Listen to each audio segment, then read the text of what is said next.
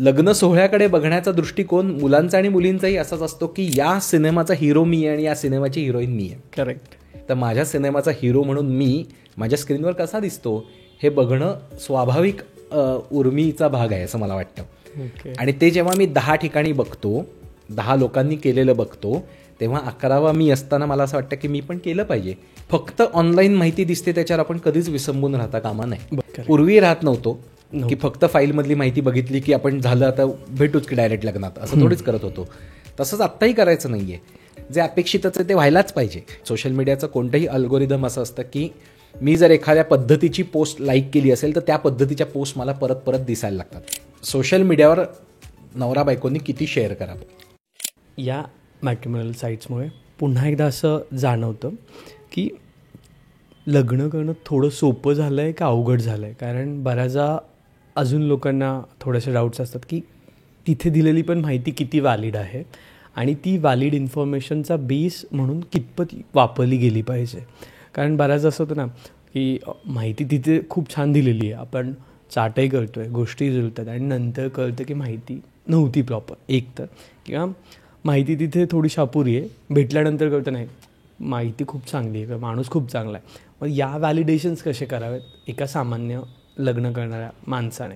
फक्त ऑनलाईन माहिती दिसते त्याच्यावर आपण कधीच विसंबून राहता कामा नये. बरोबर. हे सिम्पल आहे. पूर्वी राहत नव्हतो की फक्त फाईलमधली माहिती बघितली की आपण झालं आता भेटूच की डायरेक्ट लग्नात, असं थोडीच करत होतो. तसंच आत्ताही करायचं नाही आहे.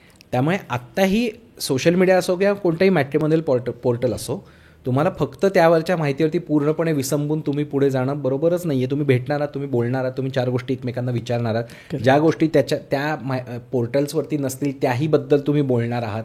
जे अपेक्षितच आहे ते व्हायलाच पाहिजे, ते केलंच पाहिजे. भरपूर चर्चा केली पाहिजे, भरपूर डिस्कशन केलं पाहिजे. फॅमिलीज एकमेकांबरोबर इंटरॅक्ट व्हायला पाहिजेत, कारण त्यातून तुम्हाला एकमेकांबद्दल कळतं.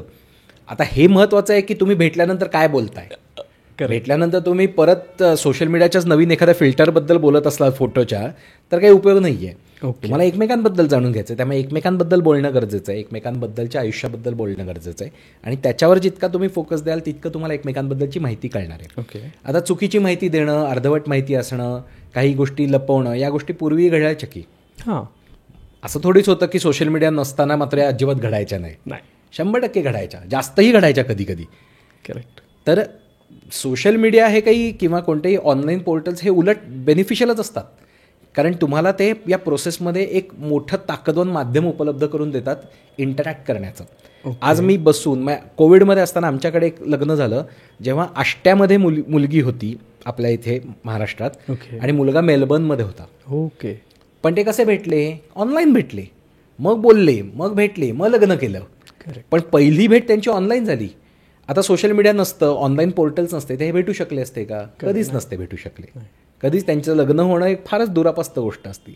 आज आमचे मेंबर्स 60 देशांमध्ये साधारणपणे आहेत. करेक्ट. हे लोक एकमेकांशी इंटरॅक्ट कसं करतात? ऑनलाईन पोर्टलमुळे करतात. सोशल मीडियामुळे त्यांना काही गोष्टी एकमेकांबद्दलच्या कळतात. त्यामुळे माध्यम हे अत्यंत ताकदवान आहे, त्याचा अतिशय उत्तम वापर करताच येऊ शकतो आणि करतातही लोक. म्हणजे असं नाही की माध्यमाचे फक्त वाईटच वापर होतात, त्याचे अतिशय चांगले वापर करता येतात, केले जातात. आणि ते ताकदवान माध्यम आहे, त्या ताकदीबरोबर दोन्ही ताकदी येतात, निगेटिव्ह आणि पॉझिटिव्ह दोन्ही असणार आहे. तर तुम्ही ते कसं वापरताय त्याच्यावरती अवलंबून आहे. त्यामुळे सोशल मीडियामुळे किंवा मॅट्रिमोनियल पोर्टल्समुळे लग्न जमणं अवघड नाही आहे. लग्न जमणं अवघड सध्या कोणत्या दृष्टीने म्हटलं जातं की अपेक्षा बदलल्या आहेत, मला जुन्या अपेक्षा आणि नवीन अपेक्षा याच्या रस्सीखेचेतून योग्य त्या अपेक्षा शोधून काढायच्या आहेत. कारण जुनं नवं महत्त्वाचं नसून मला अनुरूप काय ते महत्त्वाचं आहे. तर त्या दृष्टीने अपेक्षा सेट करणं गरजेचं आहे. तर हे या सगळ्या प्रोसेसमुळे ते अवघड वाटतं. ओके. मी कायम असं म्हणतो की आपण लग्नाच्या नात्याचं कस्टमायझेशनच केलं नाही आहे. मे बी म्हणजे आपण जुनंच नातं नवीन काळात बसवू पाहतोय, तर तसं होणार नाही आहे. काळ बदलला आहे, लग्नाचं नातंही बदलायला हवं, त्याचे रूल्स बदलायला हवेत. नवीन रूलबुकच पाहिजे. जुन्या रूलबुकने तुम्ही नवीन लग्न करू बघाल तर ते टिकणारच नाही आहे. ओके. त्यामुळे तुमचं रूलबुक तुम्हाला डिफाईन करायला लागेल, तुम्हाला डिझाईन करायला लागेल. ही या काळाची गरज आहे. आता ते करत असताना ते करण्याची आपल्याला कोणी सवयच लावली नाही आहे. लहानपणापासून तुम्ही तुमचे रूल तयार करा हे सांगितलंच नाही आहे, ते रूल फॉलो करा एवढंच सांगितलं आहे. करेक्ट. तर अशा परिस्थितीमध्ये तुमच्या नात्याचे रूल तुम्ही तयार करा म्हणल्यावरती लोक भांबावतात, विच इज नॅचरल, अतिशय नैसर्गिक येते असं भांबावून जाणं. त्यामुळे त्याबाबत जर योग्य गायडन्स मिळाला तर योग्य दिशेला जाता येऊ शकतो. त्यामुळे लग्न जमणं अवघड आहे हे या कॉन्टेक्स्टमध्ये म्हणलं जातं, त्याचा माध्यमाशी संबंध नाही आहे. Online portals, apps, social media ही माध्यमं आपल्या मदतीसाठी आहेत. त्याचा वापर आपल्याला करून त्याचं पूर्ण क्षमतेचा वापर करून आपण खूप काही चांगलं काम करू शकतो आणि केलं जातंही. आणि तेच आपण करतो. म्हणून तर ॲप्स उपयोगी पडतात. म्हणून तर ॲप्स रोज नवीन येतात. सतत रोज ॲप नवीन काय येतात? कारण खरोखरच त्याची डिमांड आहे, त्याची गरज आहे.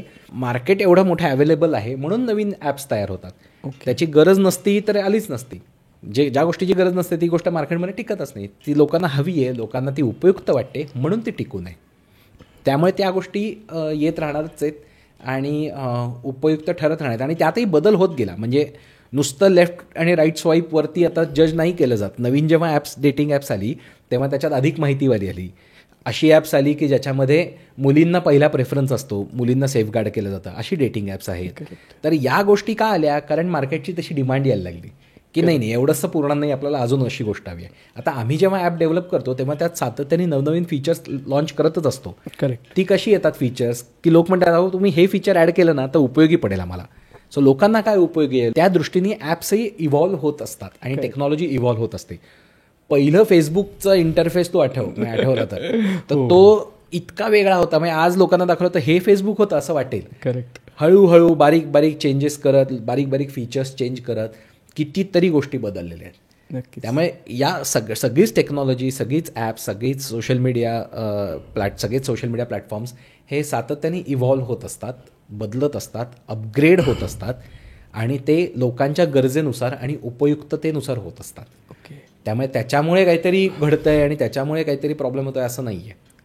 आता तुम्ही जसं रूल बुकचं नाव घेतलं तर बेसिक काही तुमच्या डोक्यात आहेत का की ॲटलिस्ट हे असावेत बुवा, किंवा तुम्ही ह्याचा विचार करा ज्यावेळेस you are going for marriage किंवा लग्न करायचा विचार करताय तर ह्या असाव्यात, प्लीज सांगाल. लग्न करायचा विचार करत असताना सोशल मीडियाच्या बाबतीतले काही महत्त्वाच्या गोष्टी आहेत की ज्या लक्षात ठेवणं गरजेचं आहे. आता मी एक उदाहरण सांगतो की अनेक वेळा मी बोलताना माझ्या आईनी सुद्धा बोलताना या उदाहरणाचा उल्लेख केलेला आहे, पण हे सोशल मीडिया स्पेसिफिक त्यामुळे परत एकदा सांगतो की एक मुलगी आमच्याकडे आली होती आणि तिला एक प्रोफाईल जेव्हा सजेस्ट केलं होतं तेव्हा ती म्हणली की नको हा मुलगा नको, हा व्हॅलिड वाटत नाही आहे.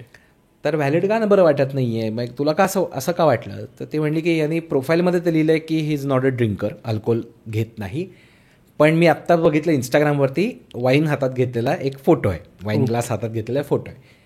आता या घटनेमध्ये काय घडलं की त्या मुलीने तो फोटो बघितला, वाईन ग्लास घेतलेला मुलगा असा फोटो बघितला, त्यावरनं तिने इंटरप्रिटेशन असं केलं की हा अल्कोहोल घेतो. हां, मे बी ऑकेजनली असं अल्कोहोल ऑकेजनली का असं ना कुठले, हा अल्कोहोल घेतो हे इंटरप्रिटेशन तिने केलं. त्याच्याबरोबर इंटरप्रिटेशन असं केलं की हा अल्कोहोल घेत असला तरीही त्यांनी अनुरूपच्या प्रोफाईलवरती मात्र नाही असं म्हणलेलं आहे. म्हणजे हा तिथे त्यांनी काही खोटी इन्फॉर्मेशन दिली, इथेच यांनी खोटी इन्फॉर्मेशन दिली तर अजून किती खोटी इन्फॉर्मेशन बरं दिली असेल. हे तिच्या मनात विचार आले, त्यामुळे तिने ते प्रोफाईल रिजेक्ट केलं. बरोबर.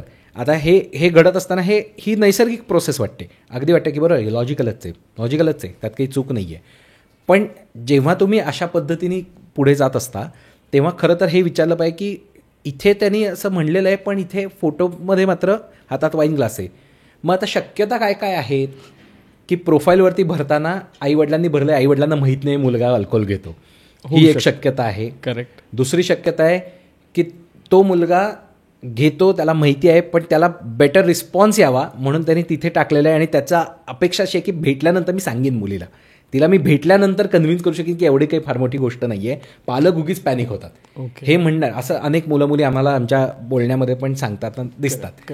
तर ही गोष्ट असू शकते. तिसरी गोष्ट अशी असू शकते की तो वाईन ग्लास त्यांनी फोटोपुरता हातात घेतलेला आहे. चौथी शक्यता असू शकते की त्यात वाईन नाहीच आहे, ग्लास वाईन गॉबलेट आहे पण आज जो पदार्थ आहे ती वाईन नाहीच आहे, मी ॲपल ज्यूस. कितीतरी गोष्टी आहेत, कितीतरी वेगवेगळ्या शक्यता आहेत. तर त्या शक्यतांचा आपण विचारच नाही केला, आपण पटकन जजमेंट पास केला. असंच एक उदाहरण मुलाच्या बाबतीत पण आहे. म्हणजे हे जेंडर स्पेसिफिक नाही आहे. बरोबर हे रील कट होईल आणि मुलींना असं वाटेल मी फक्त मुलींबद्दल बोलतोय, पण मुलांच्या बाबतीत पण होता. आता एक मुलगा होता की जो एका मुलीला भेटला आणि भेटल्यानंतर म्हणला की तुला पण म्युझिकमध्ये आवड आहे म्हणून मी तुला इंटरेस्ट पाठवला. तर ती म्हणली की मला नाही आहे, माझं काही म्युझिकशी संबंध नाही आहे. ओके. तर तो म्हणला, अगं पण तुझ्या तर हातात गिटार घेतलेला एक फोटो आहे तुझ्या इंस्टाग्रामवरती. ती म्हणजे फोटोपुरतं घेतली होती मित्राची गिटार. त्यांनी काय केलं, जजमेंट केलं. करेक्ट. पॉझिटिव्ह जजमेंट या केसमध्ये, की या मुलीला म्युझिक आवडतच असेल, ती स्वतः गिटार वाजवत असेल, मलाही काहीतरी आवडतं म्युझिकमधलं, तर आमचं किती मस्त जमेल. म्हणजे याच्यामध्ये ज्या मल्टिपल इतर शक्यता आहेत त्यांचा विचारच केला गेला नाही. आणि हे सोशल मीडियाच्या बाबतीत खूप जास्त होतं की पटकन जज केलं जातं. ओके. याचं कारण काय आहे की सोशल मीडियामध्ये आपल्याला त्या गोष्टी दिसायला लागतात, त्या गोष्टी परत परत दिसायला लागतात ज्या आपल्याला आवडतात. करेक्ट. आणि त्याच्यामुळे कन्फर्मेशन बायस असा एक प्रकार तयार होतो. म्हणजे माझा जो बायस असतो तो कन्फर्म होत राहणं. करेक्ट. या गोष्टी आपल्याला तयार होतात. सोशल मीडियाचं कोणतंही अल्गोरिदम असं असतं की मी जर एखाद्या पद्धतीची पोस्ट लाईक केली असेल तर त्या पद्धतीच्या पोस्ट मला परत परत दिसायला लागतात. हे आपण इंस्टाग्रामवर असंख्य वेळा पाहिलं असेल की एखाद्या टुरिस्ट डेस्टिनेशनचं जर तुम्ही एखादी पोस्ट पाहिली तर त्याचबद्दलचे 25 रील्स तुम्हाला परत परत दिसतात. ते का होतं, कारण की सोशल मीडिया तयार करणाऱ्या प्लॅटफॉर्म्सना काय हवं आहे, तुम्ही जास्तीत जास्त वेळ मोबाईलवरती स्क्रीनवरती घालवला पाहिजे. करेक्ट. ते जेवढ्या वेळ तुम्ही तिथे एंगेज असाल त्या मोबाईल स्क्रीनला, तेवढ्या तुम्हाला जास्त जाहिराती बघणार आहात. जेवढ्या जास्त जाहिराती तुमच्या नजरेसमोरनं जाणार आहेत तेवढा त्यांना रेव्हेन्यू मिळणार आहे. करेक्ट. आता तुमची एंगेजमेंट वाढावी म्हणून सोशल मीडिया तुम्हाला हवा तो कंटेंट देत राहतं. आणि तुम्हाला कोणता कंटेंट हवा आहे हे कसं कळतं, तर तुमच्या वागणुकीवरनं कळतं. तुमच्या लाईक्स डिसलाईक्स, तुम्ही कोणत्या प्रोफाईलवरती किती वेळ रेंगाळला आहात, कोणतं रील तुम्ही ओपन करून बघितलं आहे, कोणतं प्रोफाईल तुम्ही ओपन करून बघितलं आहे, सर्चमध्ये तुम्ही काय बघितलं आहे, तुमच्यासारखंच लाईक करणारे इतर लोक कोण कोण आहेत, त्यांनी काय लाईक केलेलं आहे, म्हणजे साधारण सिमिलर लोक काय आहेत, या सगळ्यानुसार तुम्हाला पर्सनलाइज्ड कंटेंट डिझाईन करून दिला जातो. राईट. आणि त्यानुसारच कंटेंट तुम्हाला दिसत राहतो. आता याच्यामध्ये काय होतं की हा पर्सनलाइज कंटेंट तुम्हाला दिसत राहतो, त्यामुळे तुमचे काही लोकांबरोबरचे कनेक्शन संपत जातात किंवा काही विषयांबरोबरची कनेक्शन्स संपत जातात, कारण तुम्ही ते बघतच नाही, ते बघणंच बंद होऊ लागतं. त्यामुळे एक इको चेंबर तयार होतो. ओके. इको चेंबर म्हणजे काय, प्रतिध्वनी. इको म्हणजे प्रतिध्वनी. करेक्ट. तर तुम्ही जो आवाज करता तोच तुम्हाला परत ऐकू येतो. म्हणजे मला जे आवडतं तेच मला परत परत दाखवलं जातं. अशा पद्धतीचंच सोशल मीडियामध्ये जेव्हा तयार होतं तेव्हा त्याचा एक मोठा तोटा असा असतो की माझं सगळं जग रिइन्फोर्समेंटमुळे परत परत तेच ऐकल्यामुळे, रिव्हिजनसारखं आहे. आपण पाठांतर लहानपणी करायचो, परत परत बोलून जे करायचो ते आजही लक्षात असतं. आपण लहानपणी पाठ केलेले फोन नंबर, लँडलाईन जेव्हा असायचे ते आजही पाठ असतात. करेक्ट. तिसरीत पाठ केलेला एखादा फोन नंबर असतो, आजही आपल्या मित्राचा तो फोन नंबर लँडलाईन पाठ असतो. त्यांनी घर बदललेलं असो, फोन नंबर तो गेलेला असो, काही आपल्याला माहित असतो, पण आपल्याला आज पाठ असतो. कारण तो इतक्या वेळा त्याचं रिपिटेशन झालेलं असतं. पण नवीन मोबाईल नंबर आपल्या मित्राचा आपल्या लक्षात नसतो, कारण आपण त्याचं रिपिटेशन कधी केलंच नाही. तसंच इको चेंबरमध्ये होतं सोशल मीडियावरती. आपल्याच समजुती, आपल्याच आवडीनिवडी याच परत परत दिसून ते आपल्या डोक्यामध्ये इतकं घट्ट पक्क बनत जातं की हेच ते खरं असं वाटायला लागतं. आणि त्यामुळे याच्यापेक्षा वेगळं, याच्यापेक्षा काहीतरी आगळं वेगळं आपल्या डोळ्यासमोर आलं, कदाचित ते नावडतं, तर ते पूर्णपणे चुकीचंच आहे असा एक समज तयार होतो. आणि त्यातून पोलरायझेशन होतं ओपिनियन्सचं पण. पॉलिटिकल स्पिअरमध्ये तर आपण ते बघतोच. करेक्ट. पण जनरल ओपिनियन्स बाबत पण होतं की हे असेल तरच योग्य, ते असेल तर सगळं चुकीचं. करेक्ट. अशा पद्धतीने तयार होतं. आणि मग जजमेंट्स पास व्हायला लागतात. नक्कीच. की हे असेल तर बरोबर आहे, हे असेल तर चुकीचं आहे, हे असेल तर सगळं चुकीचंच आहे, हा व्यक्तीच चुकीची आहे, या व्यक्तीचं सगळंच आयुष्य चुकीचं आहे, त्याच्या अनेक डिसिजन्सही चुकीचे आहेत, चॉईसेस चुकीचे आहेत. आणि मग कॅन्सल कल्चर येतं, म्हणजे त्या माणसावर फुली मारणं. करेक्ट. आणि या आधारे जर तुम्ही सोशल मीडियाचा वापर करून व्यक्तीला बघणार असाल, अनुरूप जोडीदार शोधत असताना, तर प्रॉब्लेम होईल. ओके. की माझ्या आवडीनिवडी, माझ्या सर्कलमधल्या ज्या गोष्टी आहेत त्याच्यापेक्षा वेगळं करणारी व्यक्ती आली तर मी जर जज करणार असेल लगेच काही न जाणून घेता, तर प्रॉब्लेम आहे. ओके. तर ते आपल्याला अवॉइड केलं पाहिजे. त्यामुळे महत्त्वाची टिप ही आहे की सोशल मीडिया जरूर बघा, त्यातून तुम्हाला 4 गोष्टी कळतात. पण 4 गोष्टी कळतात त्याचं फक्त ॲनालिसिस करा, जजमेंट पास करायला जाऊ नका प्लीज. कारण माझ्या जर सोशल मीडियावरती मी 25 पोस्ट टाकलेल्या असतील तर त्या 25 पोस्ट म्हणजे माझं आयुष्य नसतं. करेक्ट. नक्कीच. त्या 25 मोमेंट्स आहेत माझ्या आयुष्यातल्या, दॅट्स इट. तेवढाच त्याचा अर्थ आहे. त्यामुळे त्याचा खरा अर्थ काय आहे ते समजून घेणं गरजेचं आहे. राईट. 2500 पोस्ट असल्या तरी 2500च मोमेंट्स आहेत. माझं आयुष्य त्याच्यापेक्षा खूप जास्त आहे ना. रोजचं क्षण, मी आत्ता इथे बसलेलो आहे तर इथले फोटोज आत्ता सोशल मीडियावर आत्ताच्या क्षणी नाही आहेत. आणि मी आत्ता 1 तास बोललो तरी एखादा फोटो गेला तरी तो एक मोमेंट आहे. करेक्ट. तर 1 तासाचा पूर्णच्या पूर्ण तिथे नाही आहे ना. नक्कीच. ते वेगळ्या माध्यमात असेल, ते यूट्यूबवरती असेल, तिकडे ते बघितलं जाईल, पण ते परत अजून वेगळंच आहे. ते 1च तास आहे. हा व्हिडिओ रेकॉर्ड होण्याच्या आधीचे काही क्षण त्याच्यामध्ये नाहीच आहेत. म्हणजे माझं सगळं आयुष्य त्या स्क्रीनवरती नाहीच आहे. म्हणजे मला त्या 25 मोमेंट्समध्ये समोरच्या व्यक्तीला जज नाही करता कामा. तर हे लक्षात ठेवणं खूप गरजेचं आहे. आणि त्याबाबत चर्चा करणं, डिस्कशन करणं की बाबा रे तुझ्या प्लॅटफॉर्मवरती, तुझ्या प्रोफाईलवरती मला या गोष्टी दिसल्या, तर तुला काय आवडतं, तुला हे आवडतं का, तुला ते आवडतं का. ते तुझे स्टार्टर पॉईंट्स असू शकतात.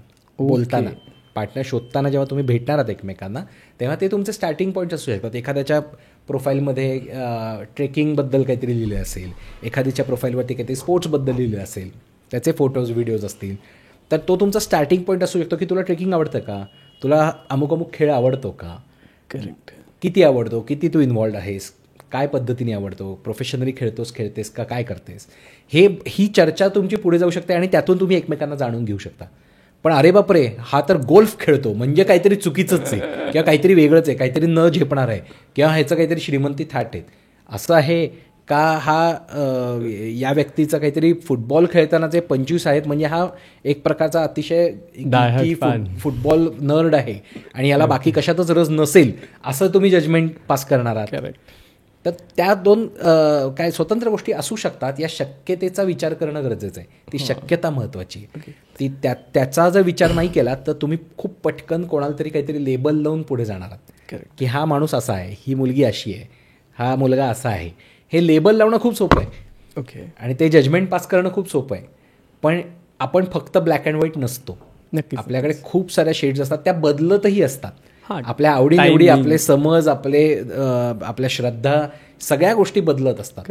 त्यामुळे त्या बदलू शकतात, बदलत असतात. काल जे होतं ते आज असेल असं नाही. आपण जुने आपले सोशल मीडियावरचे फोटोज काढून बघितले तर आपण म्हणतो की हा फोटो मी का बरं शेअर केला असेल, कारण आपल्या आता सेन्सिबिलिटीज बदलल्या आहेत, आता आपला विचार बदलला आहे, आता काय चांगला फोटो हे बदललेलं आहे. करेक्ट. पूर्वीच्या वेळी त्यावेळी असं वाटत होतं की हा कसला भारी फोटो आला आहे, त्यावेळेस तो छान होता, तो आपण पोस्ट केला. आता वाटतं की नाही वाटत. पण म्हणजे आपण सेमच होत का, म्हणायला गेलो तो सेमच व्यक्ती होत, पण तरी आपल्या आवडीनिवडी बदलल्या आहेत. त्याच्यावरून आपण जज करणं होत का स्वतःला. नक्कीच नाही. आता याच्यासोबत अजून एक गोष्ट येते, ती प्रामुख्याने मला असं वाटतं की लग्न जमत आलं आहे, ठीक आहे, सगळं झालं आहे, पण त्याच्यानंतर कळतं की एक पार्टनर थोडासा सोशली ॲक्टिव्ह आहे आणि एक इनॲक्टिव्ह आहे आणि मग ते कुठेतरी प्रेशर होतं आहे. म्हणजे ॲट द इनिशियल स्टेजेस म्हणतो आहे मी. म्हणजे आपण ऑनलाईन भेटलो आहे, गोष्टी जुळल्यात, आता तिथून हो लग्न करू शकतो हे कळलं आहे. त्याच्यानंतर हे जाणवतं की एक सोशली खूप ॲक्टिव्ह आहे आणि एक थोडासा नाही ॲक्टिव्ह आहे आणि मग ते कसं मॅनेज करावं आणि ते मॅनेज करताना पण वाद होत आहेत किंवा तणाव वाढतो आहे. मला असं वाटतं की हा प्रश्न अनेक लोकांमध्ये येतो आणि त्याबद्दल बोललंही जातं आणि तो महत्त्वाचा आहे. बरोबर. की सोशल मीडियावर नवरा बायकोनी किती शेअर करावं नात्यातलं. नवरा बायको म्हणण्यापेक्षा मी म्हणाल की सुरुवातीलाच जाणवतात असं. नवरा बायको म्हणजे होणारे नवरा बायको किंवा झालेले कोणी. तर नात्यात असताना तुमच्या नात्याबद्दल किती शेअरिंग करायचं सोशली याचा निर्णय तुम्हा दोघांना मिळून घेणं गरजेचं आहे. ओके. याचं रूलबुक नाही. मी मगाशी म्हटलं तसं रूलबुक नवीनच डिफाईन करायचं आहे. तर तुम्हालाच रूलबुक ठरवायला लागेल की तुमच्या नात्याचं रूलबुक काय आहे, किती गोष्टी शेअर केलेल्या चालतील, किती गोष्टी नाही चालणार. ओके. याच्याबद्दल सातत्याने संवाद निर्माण करणं गरजेचं आहे. आणि संवादाबद्दल आपण खूप बोलतो, पण संवादाबरोबर एक महत्त्वाची गोष्ट आहे की जी आत्ताच्या नात्यांमध्ये आवश्यक आहे, ती म्हणजे निगोशिएशन स्किल्स. ओके. म्हणजे काय की मला काय हवं आहे ते मी सांगणं हा झाला संवाद. त्याबद्दल क्लॅरिटी असणं, मला आवडत नाही आहे, मला आवडतं आहे हे बोलणं, हा संवादाचा एक भाग झाला. पण संवादाचा दुसरा आणि महत्त्वाचा भाग आहे की तुला काय हवं आहे, आवडतं आहे, आवडत नाही आहे हेही समजून घेणं, मला काय आवडतं आहे, नाही आवडतं आहे याबद्दल बोलणं, याच्याबरोबर मध्यमार्ग काढता येतोय का हे बघणं. सुवर्ण आहे का नाही मला माहिती, पण दोघांना ऍक्सेप्टेबल मार्ग आपल्याला काढता येतोय का. ओके. आणि तो कधी कधी 2 पावलं इकडनं पुढे असेल, कधी कधी 2 पावलं तिकडनं पुढे असेल, कधी कधी 4 पावलं असेल. तो तुमचा तुम्हाला काढता यायला पाहिजे आणि ते स्किल्स डेव्हलप करणं खूप जास्त गरजेचं आहे आजच्या नात्यांसाठी. ओके. कारण मी म्हटलं तसं पूर्वीची नाती जशी होती तसं जगायचं असेल तर जगा, मग जेंडर रोल्स ठरलेले आहेत. करेक्ट. तसं होणार आहे का. तसं होणार नाही. आज नवरा म्हणून तुम्ही एक गोष्ट केली पाहिजे, बायको म्हणून तू अमुकच गोष्ट केली पाहिजे हे तुम्ही बोलूही शकत नाही आणि बोललं नाहीच पाहिजे. बदललंय नातं. नक्कीच. तर आजच्या काळामध्ये जेव्हा तुम्हाला फक्त नवरा म्हणून करायच्या गोष्टी तुम्ही बाजूला ठेवलेल्या आहेत, फक्त बायको म्हणून करायच्या गोष्टी तुम्ही बाजूला ठेवलेल्या आहेत, आणि तुम्ही असं म्हणताय की काही गोष्टी आता आपण दोघंही मिळून एकत्र करू, काही गोष्टी तर आउटसोर्स करू, सगळ्याच गोष्टी तुम्ही नव्याने डिफाईन करत आहात. तर ते नव्याने डिफाईन करताना तुम्ही एकटे नाही आहात ना, तुम्ही दोघं जण एकत्र पार्टनरशिपमध्ये आहात. करेक्ट. तर जेव्हा तुम्ही एकत्र पार्टनरशिपमध्ये आहात तेव्हा आपण कशा पद्धतीने पुढे जाणार आहोत हे चर्चा करायचं स्किल तर पाहिजे.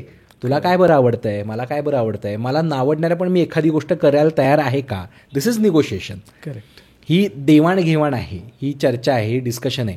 आणि हे नात्याचं काय म्हणतात त्याला, नात्याचा खूप महत्त्वाचा भाग आहे.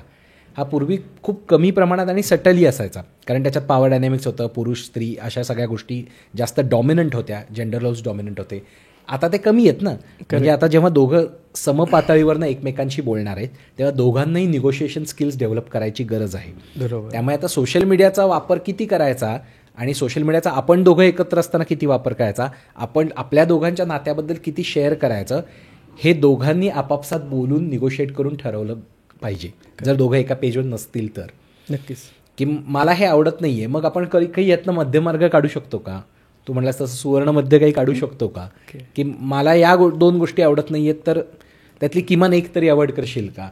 हे झालं अंडरस्टँडिंग. सगळ्यांना समजूतदार नवरा हवा आहे, सगळ्यांना समजूतदार बायको हवी आहे, पण स्वतः समजूतदार होण्यापासून त्याची सुरुवात होणार आहे. कारण मी मुलगा आहे, मी स्वतः समजूतदार झालो तर माझ्या बायकोला समजूतदार नवरा मिळणार आहे, तसंच त्या बाजूला पण आहे. त्यामुळे निगोशिएशन स्किल्स आणि संवाद या गोष्टी आजच्या नात्याला खूप जास्त महत्त्वाच्या आहेत. आणि सोशल मीडियामुळे एक मला असं वाटतं की पॉईंट आऊट करायला हवं की आपण कुठेतरी ती निगोशिएशन स्किल्सच मिस करतोय का, किंवा ती हरवत चाललोय का. याचं कारण असं की मगाशी मी म्हटलं तसं इको चेंबरमुळे मला आवडीचंच फक्त दिसत राहतं, त्यामुळे माझ्यापेक्षा वेगळी मतं असणाऱ्यांची मतं मला दिसतच नाहीत.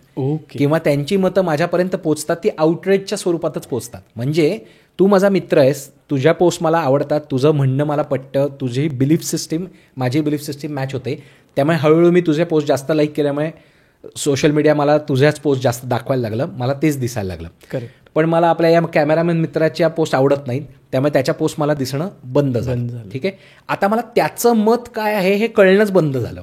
मी इको चेंबरमध्ये आलो, मला फक्त तुझं आणि माझं मत कळतं, माझंच मत तूच करतं सेमच मांडत असतो, पण तेच मी परत परत ऐकत असतो. मला असं वाटायला लागतं की तेच बरोबर आहे. वेगळं मत ऐकायची माझी क्षमताच कमी व्हायला लागते. आता त्याचं मत मला केव्हा कळतं, जेव्हा त्याचं मत तुझ्या कानावर कुठून तरी येतं आणि तू म्हणतो असं तो बोलूच कसं शकतो. त्यामुळे आउटरीचच्या स्वरूपात माझ्यापर्यंत येतं, किंवा थट्टेच्या स्वरूपात येतं, किंवा तिरस्काराच्या स्वरूपात येतं. पॉलिटिकल फिअरमध्ये तर ते खूप जास्त दिसतं. प्रत्यक्ष मी ते बघितलेलं नसतं, प्रत्यक्ष मी फर्स्ट हँड एक्सपिरियन्सही केलेलं नसतं, प्रत्यक्ष त्या व्यक्तीला मी ट्विटरवर फॉलोही करत नसतो, कारण मी त्याच व्यक्तींना फॉलो करण्याचे मला आवडतात. नक्कीच. त्यामुळे मला नावडणाऱ्या लोकांना मी फॉलोही करत नाही, मला नावडणाऱ्या लोक माझ्या फ्रेंड लिस्टमध्ये पण नाहीत.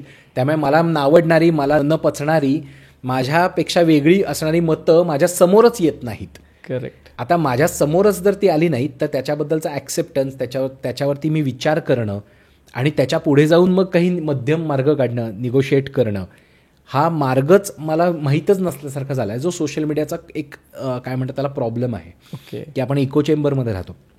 हे टाळता येतं का? 100% टाळता येतं. कारण ब्रेन वायरिंग जे असतं ते सतत बदलत असतं. म्हणजे तुम्ही कशा पद्धतीने तुमच्या ब्रेनला ट्रेन करताय त्या पद्धतीने गोष्टी बदलत जातात. कारण आपला ब्रेन तसा पटकन ट्रेंड होतो की अच्छा आपल्याला आवडीच्या छान छान गोष्टी दिसत आहेत, डोपामाइन रिलीज होत आहे, मस्त वाटतंय, छान वाटतंय, हेच कंटिन्यू करू. अनकम्फर्टेबल वाटणारी मतं समोर आली की अरे बापरे नको, हे अवॉइड करू, असं होतं. तर तुम्ही ट्रेन कसं करू शकता की मला नावडती मतंसुद्धा 4 वेळा मी वाचीन, काहीही झालं तरी मी ते बघीन. मला नावडता पॉलिटिशियन आहे, माझा नावडता खेळाडू आहे, माझा नावडता ॲक्टर आहे, काय करतोय बघू तरी. सो तुम्ही एक प्रकारे तुमच्यापेक्षा वेगळी मतं ही ऐकायची सवय स्वतःला करून घेता. करेक्ट. त्याच्यातनं तुम्हाला काही गोष्टी कळतात की अच्छा हे पण असू शकतं, या शक्यतेला तुमचा मेंदू उघडा राहतो. ओके. आणि मग नात्यामध्ये सुद्धा जेव्हा समोरची व्यक्ती तितक्या प्रकृती, त्यामुळे समोरची व्यक्ती काहीतरी वेगळं मत मांडणार आहे, अगदी छोटी गोष्ट का असे ना, वेगळं मत असूच शकतं. मला इथे पाण्याची बाटली काळी हवी का लाल हवी ह्याच्यातही मतं वेगवेगळी असू शकतात, पण तिथे आपण काही निगोशिएट करायची वेळ येणारच आहे ना. आत्ता आपल्याला या गोष्टीवर एवढेच पैसे खर्च करायचे तर कोणती बाटली घ्यायची. मग ठीक आहे, मी आत्ता मला लाल आवडत नसला तरी घेईन लाल बाटली. हे निगोशिएशन आहे ना. हे तुम्हाला प्रत्येक टप्प्यावर करत राहायचं आहे. पण ते स्किलच डेव्हलप झालं नसेल तर प्रॉब्लेम होतील नात्यामध्ये. त्यामुळे तुम्हाला ते एकमेकांबरोबर बोलणं, एकमेकांशी चर्चा करणं, एकमेकांशी बोलून सुवर्णमध्य काढणं, हे सगळं स्किल्स डेव्हलप करायला लागतील.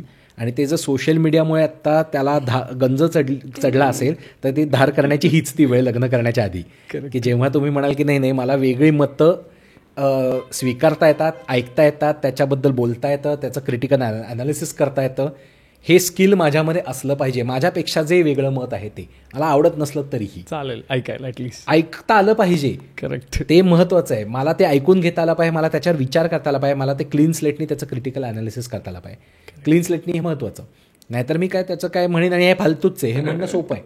करेक्ट, पण मला ते ऐकता आलं पाहिजे आणि त्यासाठी मला स्वतःला ट्रेन केलं पाहिजे की तर मी या नात्यात जाण्यासाठी तयार आहे. आणि हे सोशल मीडियामुळे जर माझ्या बरोबर घडलं असेल की मला आवडतं तेच खरं आणि मला नावडत्या गोष्टी मला बघवतही नाहीत तर प्रॉब्लेम निर्माण होईल.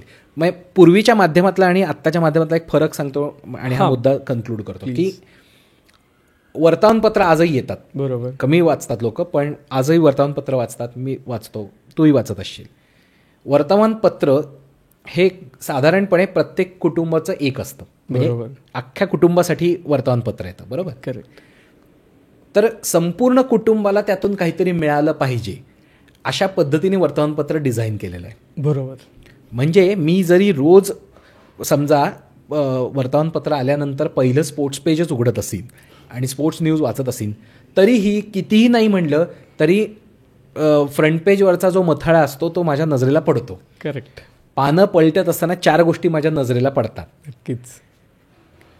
पानं पलटत असताना मला लहान मुलांसाठीची जी पुरवणी असते तीही नजरेला पडते, त्यातली कोडीही दिसतात, त्यातली चित्रही दिसतात. महिलांसाठी काय बरं त्यांनी छापलेलं आहे तेही मला दिसतं. कधी फॅशनबद्दलचं दिसतं, कधी मला काय फिल्म इंडस्ट्रीमधल्या न्यूज दिसतात. जिल्हा परिषदेत काय चाललंय ते दिसतं, ग्रामपंचायतीमध्ये कुठे काय हाणामारी झाली ते दिसतं, तंटामुक्त ग्रामपंचायत कोणती आहे ते दिसतं, महापालिकेत काय चाललंय दिसतं आणि डोनाल्ड ट्रम्प काय करतोय तेही दिसतं. सगळं मला तिथेच दिसतं. बरोबर. सगळ्या बातम्या मला त्या वर्तमानपत्रात नजरे घालणं आज ना उद्या त्या जातातच कुठल्या ना कुठल्या स्वरूपात. डीप नाही जाणार मी त्याच्यात, हे मान्य आहे मला, पण एक वर्तमानपत्र कुटुंबासाठी डिझाईन केलेलं असल्यामुळे सगळ्या प्रकारचं कंटेंट वर्तमानपत्राच्या संपादकांना त्याच्यात टाकावा लागतो. सगळेजण ते वाचणार आहेत ना, मग काही लोक 2 पानं असतील, काही लोक 4 पानं असतील, काही लोक फक्त शेवटचं पानं असतील, पण सगळ्यांसाठी ते पानं आपल्याला 10 पानं कैदी पाहिजे. करेक्ट. अशा पद्धतीने कंटेंट डिझाईन केला जातो. ट्रेडिशनल टीव्ही तसाच असतो की काही शोज असतील ते महिलांना टार्गेट ठेवून केले असतील, काही पुरुषांना टार्गेट करून असतील, काही लहान मुलांसाठी असतील, तसाच असतो, कारण that is common place. Reality. Social मीडियामध्ये काय झालंय, मी डोनाल्ड ट्रम्पच्या न्यूज फॉलो करत असेल तर मला डोनाल्ड ट्रम्पच दिसत राहतो आणि पुणे जिल्ह्याच्या बाजार समितीमध्ये काय झालं ही न्यूज माझ्यापर्यंत कधीच पोचत नाही. नक्कीच. ती कधीच माझ्यापर्यंत येत नाही, तर मला काही माहितीच नाही आहे त्याच्याबद्दल, कारण त्याच्याबद्दलची कोणतीच सोशल मीडियावरची पोस्ट मी लाईक केली नाही, पाहिली नाही आहे, सर्च केलेली नाही आहे. ती करायला लागलो की मला त्याच्याबद्दलच्या 10 न्यूज दिसतील, मग पंजाबमधल्याही बाजार समितीची दिसतील, पण मला त्या दिसायला लागतील. पण आत्ता माझ्यासाठी ते विश्व मी एक प्रकारे भिंत घालून बंद करून टाकलेलं आहे.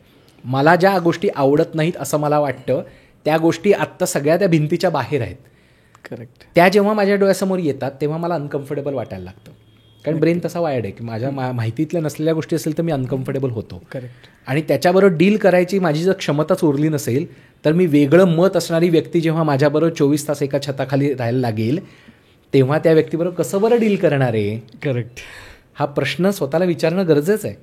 त्यामुळे मी माझ्यापेक्षा वेगळं मत असणाऱ्या लोकांबरोबर कसं वागू शकतो, वेगळी मतं मी ऐकू शकतो का, वेगळ्या न्यूज पाहू शकतो का, त्याचं क्रिटिकल ॲनालिसिस करू शकतो का, ही तुमची लग्नाची तयारी आहे, ही तुमची कोणत्याही नात्याची तयारी आहे. ओके. त्यामुळे सोशल मीडियामुळे जर हा परिणाम झाला असेल तर सोशल मीडियामुळेच तुम्ही तो रिव्हर्स करू शकता की तुम्ही वेगवेगळ्या प्रकारच्या न्यूज वाचायला लागा, तुम्ही वेगवेगळ्या प्रकारचा कंटेंट कन्झ्युम करायला लागा. सतत तुम्ही एकाच प्रकारचा कंटेंट कन्झ्युम करत असाल तर वेगळे यूट्यूब व्हिडिओज बघा, त्यातून तुम्हाला नवीन 4 गोष्टी समजतील, कारण सजेशन्स त्यानुसार यायला लागतील. करेक्ट. तुमचं आपण कायम इन्व्हेस्टमेंटमध्ये डायव्हर्सिफाईंग पोर्टफोलिओबद्दल बोलतो की एकाच ठिकाणी एकाच म्युच्युअल फंडात सगळे पैसे टाकू नका, एकाच शेअरमध्ये टाकू नका, फक्त सोन्यात गुंतवू नका, फक्त रिअल इस्टेटमध्ये गुंतवू नका. Diversify your portfolio. तसं तुमचं एक्सपोजरचं पण डायव्हर्सिफिकेशन गरजेचं आहे, खूप महत्त्वाचं आहे. आणि ते जितकं आपण करू तितके आपण स्वतः समृद्ध होत जातो तितकं आपलं इतरांबरोबर जुळवून घेण्याची क्षमता वाढते. त्यामुळे आजच्या काळातल्या मुलामुलींबद्दल जेव्हा आपण बोलतो तेव्हा का हे विषय सगळे चर्चेला येतात, कारण माझा पोर्टफोलिओ डायव्हर्सिफाईडच नाही आहे. माझ्या एक्सपोजरचा पोर्टफोलिओ, माझ्या कंटेंट कन्झम्पशनचा पोर्टफोलिओ, तो मी जितका डायव्हर्सिफाय करीन तितकं माझी फ्लेक्सिबिलिटी वाढणार आहे. बरोबर. आणि त्यानुसार मी जास्त वेगळ्या मताच्या लोकांशी इंटरॅक्ट करू शकणार आहे, त्यातून मी जास्त कनेक्शन्स निर्माण करू शकणार आहे आणि ती जास्त हेल्दी पद्धतीने पुढे जाऊ शकतील. करेक्ट. आणि तेव्हा माझं आणि माझ्या पार्टनरचं नातं अधिक समृद्ध होणार आहे. कारण छोट्यातल्या छोट्या गोष्टीपासून मोठ्यातल्या मोठ्या गोष्टीपर्यंत प्रत्येकाची मतं खूप वेगळी असणार आहेत. तुमच्यासारखा सेम टू सेम माणूस तुमच्याबरोबर असणारच नाही आहे. नक्कीच नसणार आहे. त्यामुळे प्रत्येक बाबतीत मतं वेगळी आहेत, प्रत्येकाचं बॅकग्राऊंड्स वेगळं आहे, त्यांचं शिक्षण वेगळं आहे, त्यांचं एक्सपोजर परत वेगळं आहे, त्यांचं पर्सनलाइज एक्सपोजर परत वेगळं आहे. त्यामुळे त्या व्यक्तीचं आणि माझं सगळ्या बाबतीतलं मत सेम कसं असेल. म्हणजे मला माझी तयारी करून घ्यायला पाहिजे. माझ्यापेक्षा वेगळं मत असू शकतं, तेही योग्यच असू शकतं, या शक्यतेला मी ओके असलं पाहिजे. करेक्ट. आणि ती शक्यता जर सोशल मीडियामुळे कमी झाली असेल तर त्यावर काम करणं गरजेचं आहे. की सोशल मीडिया आणि काही रेड फ्लॅग असे जाणवतात का लग्नाच्या पूर्ण प्रोसेसमध्ये तुला? मी म्हणलं तसं की सोशल मीडिया हे माध्यम आहे, ते तुमचं पोर्ट्रेलची जागा आहे. तुम्ही जेव्हा घराबाहेर पडता तेव्हा तुम्ही कसे असतात ते सोशल मीडिया आहे, कारण ते सगळ्या जगाला तुम्ही दाखवत आहात. पण त्याच्या पलीकडेही तुम्ही काही आहात आणि ते तुम्ही जे आहात ते आणि तुमचा पार्टनर हे जास्त महत्त्वाचं आहे. सोशल मीडियाचं वरचं रिप्रेझेंटेशन हे रिप्रेझेंटेशनच आहे. तुम्ही प्रत्येक क्षण टाकत नाही, टाकला तरी तो प्रत्येक क्षण नसणारच आहे. तुम्ही सिलेक्ट करताय, तुम्ही फिल्टर्स लावताय, तुम्ही काही गोष्टी लावताय ना, काही विचार करताय की मी हे टाकू का नको. करेक्ट. म्हणजे हे मला कायम जाणवतं की पूर्वीचे जर आपले फोटो पाहिले की जेव्हा आपल्याला दुसरा फोटो काढायची संधी नसायची, फिल्मवरचे जे फोटो असायचे, मला माहीत नाही की तू काढलेच का नाही, पण मी लहान असताना ते घरात तो कॅमेरा होता जेव्हा फिल्मवरती फोटो काढले जायचे आणि मग ते डेव्हलप करायला द्यायचे 36 फोटो एका रीलमध्ये वगैरे, असा सगळा प्रकार असायचा. तर तेव्हा दुसरा फोटो काढायची संधी नसायची. तर ते जे जुने फोटो काढले ना मी लहान असतानाचे फोटो, तर ग्रुप फोटो असो किंवा इंडिव्हिज्युअल फोटो असो, ते अत्यंत अर्धवट, अतिशय विचित्र, की ग्रुपमध्ये सगळे बघतायत पण एकाच असा आहे, एकाचाच काहीतरी असा डोळा आहे, एकाचे डोळे बंद चाललेत, हे फोटोज येतात. आजही हे फोटोज असं असतात अल्बममध्ये, ते जुन्या अल्बममध्ये असतात. हात मध्ये चाललेला आहे, फ्लॅश उडालेला आहे, लाईट काहीतरी तिरकाच झालेला आहे वगैरे वगैरे. आजही असे चुकीचे फोटोज निघतात. कोणाचा चुकून डोळा बंद राहिलेला आहे, कोणाचा हात तिरका झाला आहे, कोणी म्हणतं की अरे नाही नाही माझे कपडे नीट नाही आहेत वगैरे वगैरे. पण आपण काय करतो, पुन्हा फोटो काढतो, आपण एक रिटेक करतो. रिटेक केल्यानंतर काय होतं, आपण जो त्यातला बेस्ट फोटो आलेला असतो तो सोशल मीडियावर टाकतो. करेक्ट. म्हणजे आपलं सिलेक्शन आहे, आपण काय दाखवायचं आहे त्याचं सिलेक्शन आहे. त्यामुळे त्या गोष्टींच्या पलीकडे ते जे मध्ये वेडेवाकडे आलेले फोटोज आहेत ते पण तुमच्याच आयुष्याचा भाग आहेत, ते तुमच्याच आयुष्याचे मोमेंट्स आहेत. त्यामुळे ते खूप महत्त्वाचे आहेत ना, ते तुमच्या पार्टनरबरोबर शेअर करणं गरजेचं आहे. त्यामुळे तुम्ही तुमचं काय पोर्ट्रे करताय हा एक भाग झाला. लग्नाचा अल्बम जेव्हा तुम्ही बघता तेव्हा लग्नाचा album is not your wedding. Correct. तुम्हाला माहिती असतं की काय मजा आली होती. लग्न जेव्हा घडतं तेव्हा काय अल्बममध्ये असतात तेवढंच फक्त वेडिंग थोडीच असतं. त्याच्या प्लॅनिंगपासनं काय काय केलं होतं, हे झालं होतं, मामानी नाही का आपल्याला हे सांगितलं होतं, ते घडलं होतं, काका असं म्हणला होता, मावशी ती तिकडनं गावावरनं आली होती पण ती उशिराच पोचली. कितीतरी कथा असतात, कितीतरी स्टोरीज असतात. या थोडी झाल्यात तुमच्या सोशल मीडियावर किंवा तुमच्या लग्नाच्या अल्बममध्ये सुद्धा. लग्नाच्या अल्बममध्ये किंवा सोशल मीडियावर काही मोमेंट्स आहेत. त्याच्या पलीकडे जे तुमचं आयुष्य आहे ते तुम्ही कसं शेअर करताय, कशा पद्धतीने एकमेकांबरोबर घालवताय आणि त्यातलं किती सोशल मीडियावर टाकायचं ठरवताय हे तुम्ही बोलणं गरजेचं आहे. त्यावर फोकस करणं गरजेचं आहे आणि ते केलं तर तुमचं नातं समृद्ध होत जाईल. नक्कीच. आणि त्या वेगळेपणाला, त्या निगोशिएशनला महत्त्व देणं गरजेचं आहे. त्यामुळे सोशल मीडिया माध्यम आहे, माध्यमासारखं ते ठेवा, तेवढं ते तुम्ही तसंच ठेवता, नाही असं नाही. म्हणजे अजिबात अशा विचारांचं नाही की कसं सगळं आलं आहे आणि काहीतरी बिघडलं आहे आणि सोशल मीडियामुळे किती जास्त चुकीच्या गोष्टी चालल्या आहेत. मला तर असं वाटतं की सोशल मीडिया अमेझिंग गोष्ट आहे. प्रचंड लोकांची कनेक्शन्स त्याच्यात होतात, सेन्स ऑफ बिलॉंगिंग वाढतं. त्याच्या आहारी तर आपण जात नाही होत ना, ही काळजी घेणं गरजेचं आहे. जसं कोणत्याही ॲडिक्शनच्या बाबतीत आहे, अल्कोहोल असो, टोबॅको असो, कोणत्याही ॲडिक्शनच्या बाबतीत आहे, सोशल मीडियाबद्दल पण ॲडिक्शन असो, इंटरनेट ॲडिक्शनच म्हणलं जातं, स्क्रीन ॲडिक्शन म्हणलं जातं. कारण मेकॅनिझम सेम आहे की मला प्लेजर वाटणार आहे, मला डोपामाइन रिलीज होणार आहे, मला असं वाटतं आहे की वा आणि आता हे परत करत राहू. त्यामुळे ब्रेनचं मेकॅनिझम सेमच आहे. त्यामुळे आहारी जाण्याची शक्यता पूर्ण आहे. पण आपण ते जात नाही होत ना, याची काळजी आपण घेतली, एकमेकांबरोबर संवाद कायम ठेवला, एकमेकांच्या कलाने घेणं जे ज्याला म्हणतात दॅट इज निगोशिएशन स्किल, की दोघंही एकमेकांच्या पद्धतीने घेऊ, कारण आपल्याला एकत्र राहायचं आहे, आपल्याला एकमेकांबरोबर पुढे जायचं आहे. मी माझा एकटा कुठेतरी डोंगरावर राहतोय असं थोडीच समाजाचा भाग आहे. त्यामुळे मला हे स्किल डेव्हलप केलंच पाहिजे. माझ्यापेक्षा वेगळं मत असणं आणि माझ्यापेक्षा वेगळी आवड असण्याबरोबर मला कसं जुळवून घ्यायचं आहे, तर ते मला काळजीपूर्वक पाळायचं आहे, की मग सोशल मीडिया मज्जाच आहे की. थँक्यू तन्मय दादा, इथे आलात तू पुन्हा एकदा, आणि आम्हाला पुन्हा एकदा लग्न आणि सोशल मीडिया या गोष्टींवर खूप वेगळे विचार सांगितलेत. कारण बऱ्याच असं होतं ना, लग्न म्हटलं की चिडचिड होतं घरात, किंवा हो करायचं आहे मान्य आहे, पण मग जोडीदार कसा. जसं लास्ट टाईम आपण अपेक्षांबद्दल बोललो होतं, तर यावेळेस आपण सोशल मीडियाबद्दल बोललो, आणि बऱ्यापैकी तुम्हालाही बऱ्याचशा गोष्टी क्लिअर झाल्या असतील की सोशल मीडिया कसं वापरायचं या थ्रूआउट द प्रोसेस. तर जर तुम्हाला एपिसोड आवडला असेल तर कमेंटमध्ये सांगायला विसरू नका. त्याचबरोबर तुमचे आणि लग्नाचे काही भन्नाट किस्से आहेत का तेही कमेंटमध्ये सांगायला विसरू नका. भेटूयात पुढच्या एपिसोडमध्ये.